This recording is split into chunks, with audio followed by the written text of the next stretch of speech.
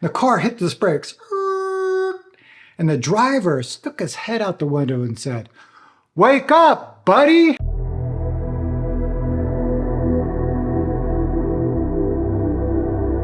Hey everybody, it's Jason, and I'm here answering your questions about Zen, meditation, your practice life, any kind of question. Today's question comes from someone in the community, and it's about finding the right meditation group and also finding the right teacher. Let me read the question. Hey Jason, I would like your advice on finding the right meditation group for me and also finding a teacher. I enjoy many different styles of Buddhism and Zen practice. I have listened to a lot of teachers.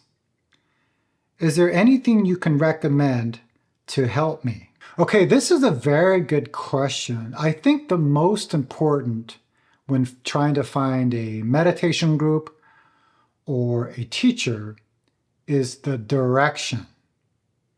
I've talked about this in some of my previous videos about why practice meditation.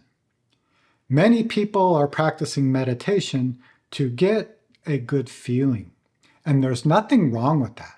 The problem is when that good feeling ends, the person ends up going to another meditation group or another teacher, they feel good, and then when that changes, they go off to another meditation group and trying to find another teacher. So it just goes around and around and around. It doesn't matter what meditation group we choose or what teacher we choose, there's always going to be likes and dislikes. We find that in our jobs and our relationships. There's some things that we really enjoy, some things we really like, and then some things we don't like. I think what's most important is what is behind the teaching. So if you go to a meditation group or you're connecting with the teacher, what is the teaching? Why practice meditation?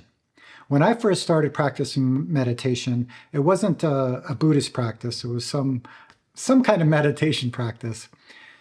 But the person who was teaching the meditation was always saying, if you practice this meditation, you'll become clear. And that sounds really good because I needed clarity in my life at that time. But after some point, I went up to this teacher and asked, you talk about meditation and how it can help us become clear. But then what? And he really didn't have an answer to that.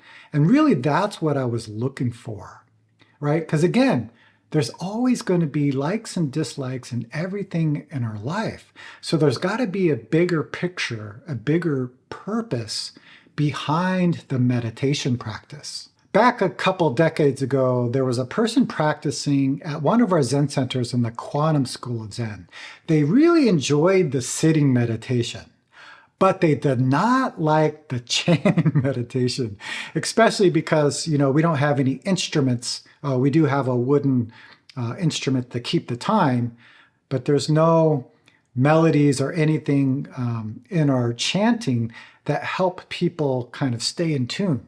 So sometimes our chanting can be all over the place, meaning people are chanting in different keys. Anyways, this person didn't like the chanting. First of all, they thought chanting was weird, but they also thought it sounded horrible. So this person went to Zen Master Sung Song and was telling him about their thoughts about chanting.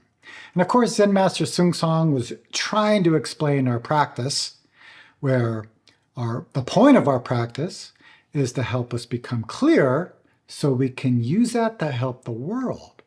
But it wasn't really getting into this person's consciousness because they really wanted a good, pleasant experience out of the meditation practice. In this case, the chanting practice. So anyways, this person left the school and they found some kind of East Indian style meditation group where they would chant together, and they had harmoniums and drums and all kinds of instruments. So everybody was in key, and also the chanting was very beautiful. So this person was very happy. Finally, I found the place that I enjoy, and that I can continue practicing with. But one day after one of the sessions, they did a little bit of sitting meditation, then they did some chanting. This person was leaving this practicing place and was walking down the sidewalk. And in this person's mind was this beautiful melody from the chanting. Da, da, da, da, da, da, da, da, da, da, da, da, da. So this is playing over and over, and he felt blissful when he was hearing this inside his mind. And then he was crossing the street. The song was still playing in his mind. And there was a car coming. And this car almost hit this man. The car hit his brakes. And the driver stuck his head out the window and said, "Wake up, buddy." Then this man realized, I understand the purpose of chanting meditation. So he was chanting just for pleasure, just for a good feeling.